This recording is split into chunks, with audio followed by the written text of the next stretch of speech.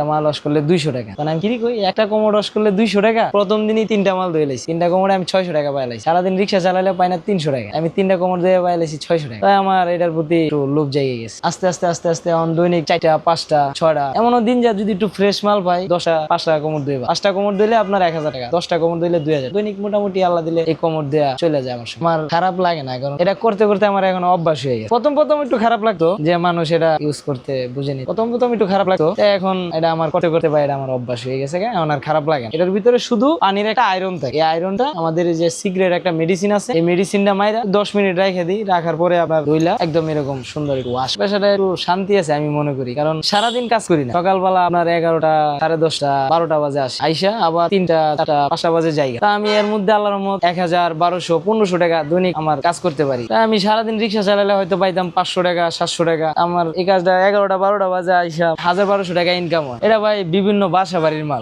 আসে, আমাদের দোকানে আসে যে ভাই আমার বাড়ির মধ্যে 4টা কোমর আছে, আমি ইউজ করছি, কারণ এটা আমি বিক্রি করে দিব। ধরেন আমরা একটা কোমর 2000 টাকা দিয়ে কিনি, ওয়াশ করি, 200 টাকা বিল আছে, মেডিসিন খরচ আছে, ধরেন 2500 টাকা পড়ে যায়। একটা কোমর আমরা 3000 3500 4000 টাকা এরকম বিক্রি করি। কোমরের ভাই সমস্যা, প্রধান সমস্যা হচ্ছে আপনার এক সময় একটা বলকক আছে বুঝছেন, কোমরের যে বলকটা আপনার 2-4-3 বছর ইউজ করলে যে পানির একটা আয়রন আছে, পানির আয়রনটা আপনার বলকটা জ্যাম হয়ে, তখন দেখা যাচ্ছে যে পানি বেশি একটা নিতে পারতেছেন, তখন মনে করেন যে আপনার কোমরটা সমস্যা। আর বলকপটা যদি আবার আপনি চেঞ্জ করে দেন, তখন মনে করেন যে আবার কোমর আগের মতো নতুনের মতো আবার আপনি কাজ। একটা কোমর পরিষ্কার করতে অনেক কষ্ট, কোমর পরিষ্কার করলে আপনার মিনিমাম 1.5 ঘন্টা থেকে 2 ঘন্টা সময়ও যায়। এমন কোমর আসছে অনেক পানির আয়রন বসে, আয়রনটা মনে করেন যে উড়াইতে আমাদের অনেক কষ্ট। টিস্যু ফালানো যায় কিন্তু এত বেশি ফালানো যায় না, কিন্তু প্লাস্টিক ফালাইলে সমস্যাটা বেশি। টিস্যুতে এতটা সমস্যা হয় না, কিন্তু যে একটা প্লাস্টিক জাতীয় একটা জিনিস যদি ফালাই দেন বা নেকড়া জাতীয় কোনো কিছু যদি ফালাই দেন, তাহলে আপনার সমস্যা। একটা কোমর 2-4-3 বছর ইউজ করছেন, দেখবেন এটা আপনি দেখলেই বুঝতে পারবেন। দেখবেন একটা মাটিটা যেমন একটা টেম্পার ফাটা ফাটা বা হইতেছে, টেম্পার ফাটা যায় কোমর, বুঝতে পারছেন? টেম্পার যখন ফাটা যায় এই মালটা ফালাই দিবেন, এই মালটা কোনো সময় ইউজ করবেন। কারণ মনে করেন